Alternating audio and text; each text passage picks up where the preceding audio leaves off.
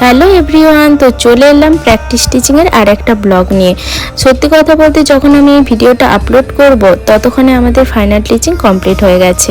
তো সত্যি কথা, আমরা প্রেজেন্ট সিচুয়েশনটাকে যতটা হেক্টিক মনে করি, অ্যাকচুয়ালি ওই সিচুয়েশনটাই পরে ভেবে আমাদের আনন্দ এবং ভালো মেমোরিই দিয়ে যায় বা কোনো শিক্ষা দিয়ে যায়। কেন বললাম এই কথাটা? কারণ যখন আমি স্কুলে যেতাম তখন ওই সময়টা আমার খুবই কঠিন মনে হতো, কারণ স্কুলটা অনেকটা দূরে থাকার জন্য প্রতিদিন আমি খুবই টায়ার্ড হয়ে পড়তাম। কারণ আমার বাড়ি থেকে অনেকটা দূরের জন্য আমাকে অনেক তাড়াতাড়ি বেরোতে হতো, তারপর বাস, টোটো, ট্রেন, হেঁটে আমি খুবই ক্লান্ত হয়ে পড়তাম। তো তখন মনে হতো কেমনি এই টিচিংটা শেষ হলে বাঁচি। তো তখন এই সুন্দর সুন্দর মুহূর্তগুলোকেও অনেক কঠিন মনে হতো, কিন্তু আজকে যখন ভিডিওটা এডিট করছি, মেমোরিগুলো দেখছি, সত্যি খুবই ভালো লাগছে এবং আনন্দ হচ্ছে। তাই সময়